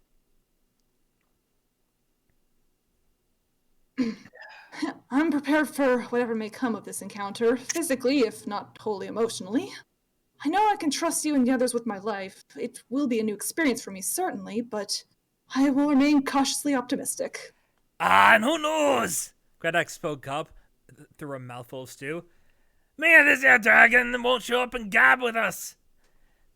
Maybe he's got sick of flying laps or owed the wood and crawled back into his hole.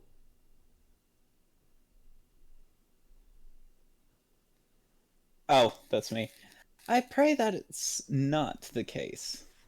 Radley sighed as he rubbed a speck off it. Radley sighed as he rubbed a speck of dirt off his armor. The scouts claim that we have last seen that he was last seen flying 50 leagues south of here 2 days ago. I want to believe he has not abandoned this wood yet. I've been meaning to ask. Carlisle murmured after choking down more of his dinner.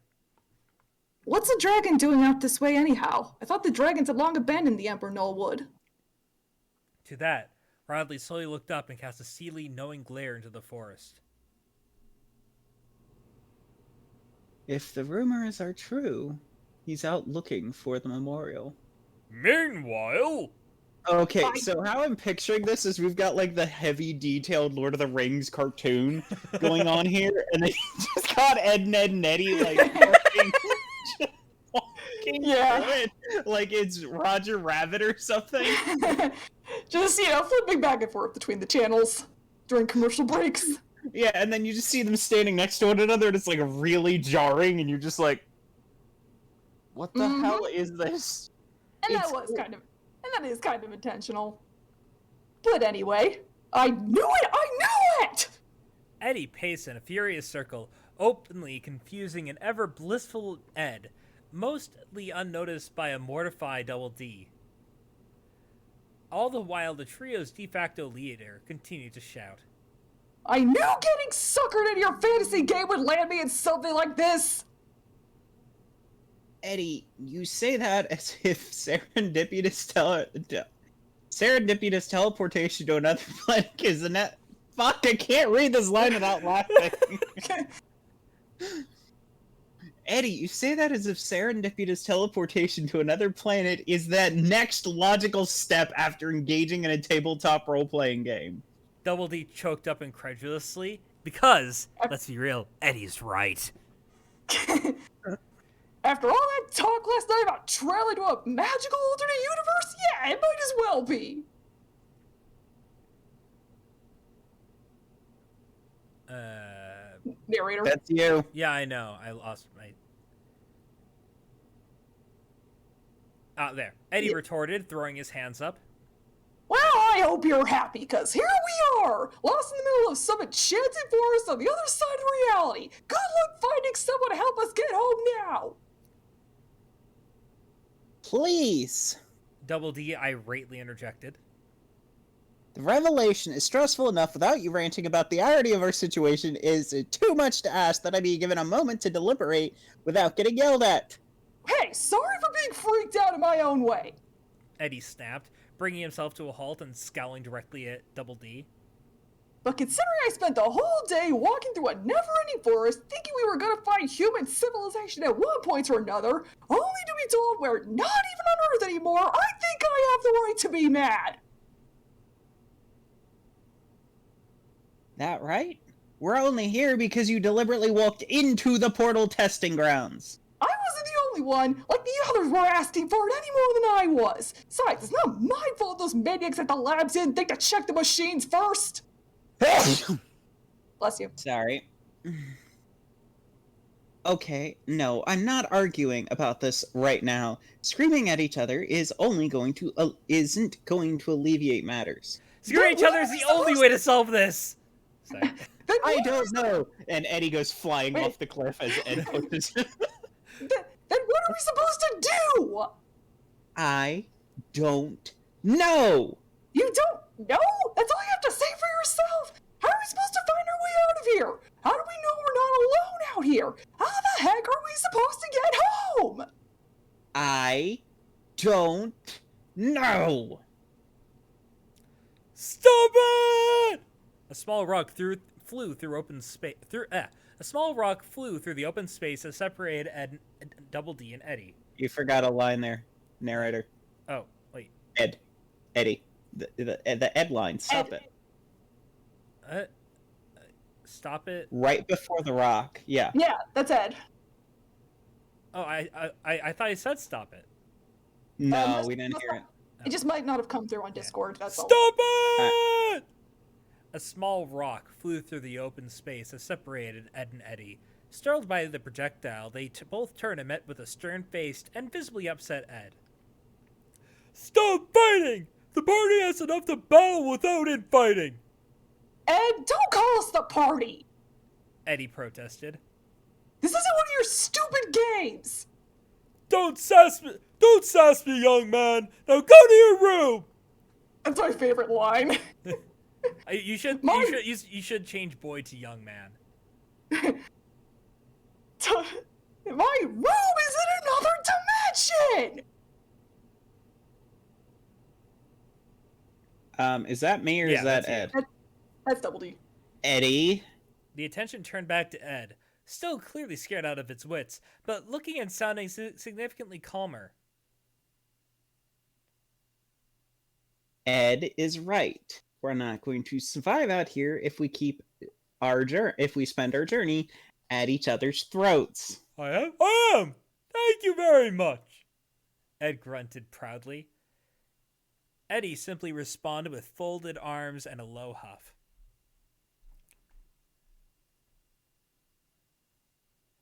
But Eddie makes a fair point as well, Ed. Ed Double D continued.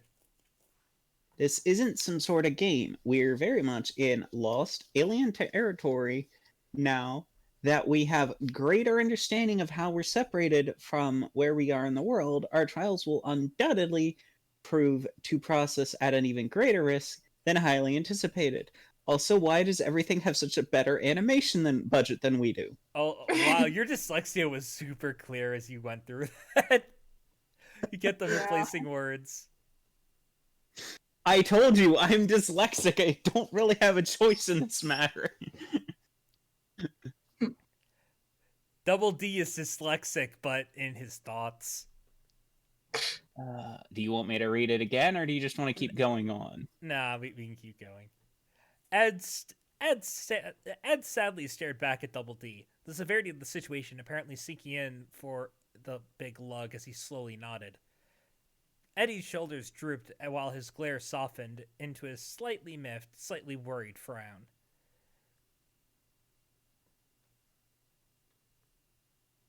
I won't lie to you fellows. I'm terrified. Ed gazed out at the sprawling moonlit forest. I can't begin to imagine what we may encounter as we continue. I don't know what our chances are at a safe, timely return to our own realm. His eyes then flicked back to his companions. But you said it yourself, Eddie. We're a team, and the only way we'll have even the slightest chance at survival is if we act like one. So I apologize for yelling. I understand you're stressed. I can sympathize. The fact of the matter is, we're here, and I'm willing to overlook the factors that resulted in our voyage for the sake of seeing it through to the end, seeing it through here and now. Yeah. Oh, sorry. Eddie sighed, looking up at Double D with a mix of exhaustion and admission. I'm sorry too. Guess we'll just have to keep looking around here and see if we can't find a way out. Ed perked up just enough to offer his pals a warm, encouraging smile.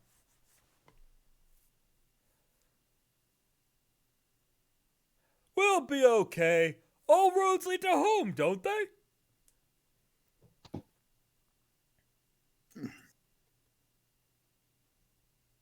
That's how the saying goes. Double D breathed, mustering his own half-hearted smile in return. The narrator getting covered in cat fur. He wanted to agree with the sentiment, but the numerous variables and concerns tumbling around his head prevented him from fully embracing Ed's optimistic view. At the very least, he certainly appreciated it. Eddie shrugged and put on a smirk himself. Yeah. I mean, this place doesn't look too different from Earth. How bad can it be? The worst thing that happens to us is a few bug bites. This might turn out all right. Perhaps. Double D looked to the sky, staring into the bronze glow of the second moon. For now, we should try to get some sleep. Our potentially perilous journey will be strenuous enough after a moment's rest. Headache I'm bound to get from sleeping on this rock sure as heck ain't gonna make it easier. Double D grumbled. As- Eddie grumbled as he slowly lowered himself back into a reclining position on the stone surface. Well, whatever. Too tired to find something better. Good night. Sleep tight, my friends, Ed mused with a chipper grin. Adventure waits for us at dawn! It certainly does, Ed. Double D yawned, smiling back at Ed before laying down against the cliff face. Please don't feel inclined to stay up all night. You need to rest too. When you feel you've had enough, don't hesitate to wake one of us and let us stand vigil. Okie dokie, Double D! Good night, Ed. Nighty night. Don't let the bed bugs bite. A little late for that, Lumpy. Nearly responding to Eddie's half-conscious quip with an airy snort, Ed curled up just tight enough to hopefully keep warm and let his eyelids slip shut. Still, his brain refused to settle. The nighttime ambience made him question the nature of the local fauna. The vastness of the forest threatened a long and arduous voyage with no promise of an end. Their present location prompted him to question once more if the other Peach Creek kids had been transported to the same world. He subconsciously remained aware of the twin moons staring down at them from above, serving as a constant reminder that a vast cosmos separated the Eds from their home. Despite these fears and more that plagued his psyche, Double D did eventually succumb to his exhaustion, falling asleep within the hour. Eddie, having evidently tuckered himself out with his tantrum, quietly snoozed next to him, while Ed sat in a blissful hush, plunging their little safe haven into a peaceful silence. And as the Eds slipped away into this pocket of respite, lost to a strange new world, the same question lingered over each of them, bouncing around in their heads, echoing in their dreams, tugging at their wandering hearts and minds. Where were they? End of chapter 3. That was actually a pretty well written one. Yeah. Thanks. Though there was a point where I think you forgot an I and you added 3 exclamation and you added 3 quotations. The I'm sorry to guess that will start. No, that was kind of intentional. That was just kind of like Eddie mumbling, like, I'm sorry. All right. Too. So that's an astrophe, not a quote. Okay, I was confused there for a minute. Yeah, sorry about that. So No, it's fine. It is kind of an awkward ordering that I did there. So general thoughts. I had the same thoughts of the previous 2 chapters, but you did a really, really good job capturing the characters of Ed and Eddie. Thanks. I think occasionally Ed was too smart, or specific, like, not necessarily too smart. Like he was too eloquent.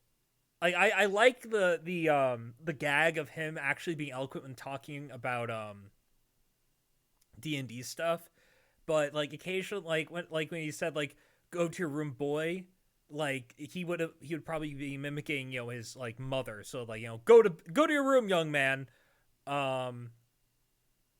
Like but like in general, I rather like that. I think like the worst, like the low point of the chapter, I think, was the introduction of the locals. Yeah. But besides that, yeah, I think this is great. Thanks. Any comments? Nah, I don't have any. It's definitely better written than my first 20 chapters in my story are. I've got to really go back and rewrite them at some point.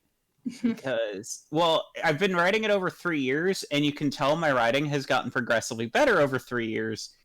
Problem is, it also raises awareness of how badly written the first several chapters were because my writing wasn't that good back then. Yeah, I know the feeling. But yeah,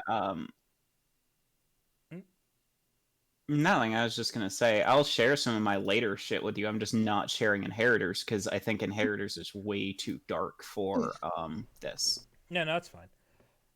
So I'd like to think I would read the next chapter, but we've already been going for just under 2 hours, and I'd rather not go for a full 4. If the next chapter, And I'm sure you guys can hear my cat scratching at the door, wanting out. Yeah. Aw.